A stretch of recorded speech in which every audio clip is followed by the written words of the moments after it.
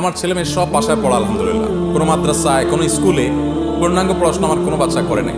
পরীক্ষা দিয়েছে, পড়ালেখা সব বাসায়, হেফজ কমপ্লিট করেছে বাসায়, কোনো মাদ্রাসায় বসে হেফজ করে নাই। ছেলে মেয়ে সব আলহামদুলিল্লাহ, মেয়েটাও হেফজ করেছে, ছেলেও করেছে, কমপ্লিট বাসায়। মাদ্রাসায় ছিল সাময়িক সময়ের জন্য, কিন্তু পরিপূর্ণ আমরা বাসায় তাকে সার্ভিস দিয়েছি। অথচ আমার আহলিয়া হাফেজানা, কিন্তু আলহামদুলিল্লাহ তিনি সময় দিয়েছেন। আমি যতদূর পারছি অন্তত মনিটর করার চেষ্টা করেছি। দেখুন, মানুষ শেখ সুদাইসের তেলাওয়াতে মুগ্ধ হয়, শেখ সুরাইম ওনার তেলাওয়াতে মুগ্ধ হতো, কিন্তু শেখ সুদাইসকে কেউ না কেউ সূরা ফাতিহা শিখিয়েছেন, আলিফ বাতাসা শিখিয়েছেন, মস্ক করিয়েছেন, হেফজো করিয়েছেন, কেউ না কেউ করিয়েছেন না কাজগুলো। তাদের কাউকে আমরা চিনি, তাদের কাউকে আমরা জানি। শেখ সুদাইসের আমলনামায় যত সওয়াব জমতেছে, ওনার ওস্তাদের আমলনামায় সওয়াব কি কম জমার কথা না বেশি জমার কথা? বেশি কোন অর্থে যে সাগরেদের গুলা তো সব বাই ডিফল্ট MLM সিস্টেম, ওটা তো আছেই, আর নিজের গুলো আছে, আর এরকম আরো বহু সাগরেদ আছে তাদের গুলো আছে,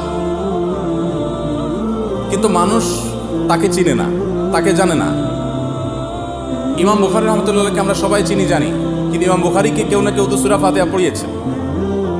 এই জন্য সৌদি আরবের একজন বড় আলেম, সম্ভবত সাদ আল আতিক, উনি বা ওসমান আল খামিস, এরকম দুজনের একজন হবে, একটা কথা বলেছেন আমার কাছে খুব মনে ধরেছে কথাটা। সেটা হলো, উনি বলেছেন যে আপনারা আপনাদের সন্তানদের, নাতিপুতিদের ইবতেদাই তালিম, অর্থাৎ দিনের একেবারে প্রাইমারি যে শিক্ষাটা, এটা অনুগ্রহ করে আপনারা নিজেরা দিবেন, এটা কারোর উপরে ছাড়বেন না, কোনো হুজুর কোনো ওস্তাদ দিয়ে করবেন না। সে আলিম হোক ওস্তাদের মাথা হাতে, হাফেজ হোক ওস্তাদের মাথা হাতে, তাকে আলিফ বাতাসাগুলো আপনি শিখান, সূরা ফাতিহাটা আপনি শিখান, নামাজটা পড়ানো আপনি শিখান, বেসিক বিষয়গুলো আপনি শিখান। কারণ এত বড় বাণিজ্য আপনি কেন হাতছাড়া করবেন? কথাটা কি বোঝানো গেছে? অন্য সব মানুষ শিখা, কিন্তু যেটা আপনি শিখাইলে সূরা ফাতিহা ও সারা জীবন প্রত্যেক রাকাতে পড়বে, তাই না? নামাজটা শিখাবেন, সারা জীবনও পড়বে। আপনি শিখাইয়া মান সান্না সুন্নাতান হাসানাতান ফালাহু আজরুহা ওয়া আজরু মান আমিলা বিহা, আপনি যখন শুরু করে দিয়েছেন, চালু করে দিয়েছেন ওর জীবনে এটাকে, তাহলে কিয়ামত মরণ পর্যন্ত যত কাজ করবে এই ভালো কাজ, তার সবগুলোর সব আপনি পেতে থাকবেন।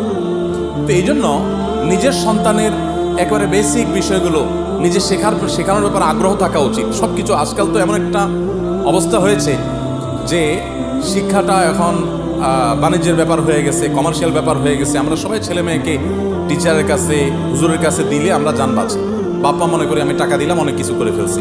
নিজের সময় দেওয়ার যে ব্যাপারটা সেটা নাই। আমি নিজে আমার সন্তানকে অনেক বেশি সময় দিতে পারি।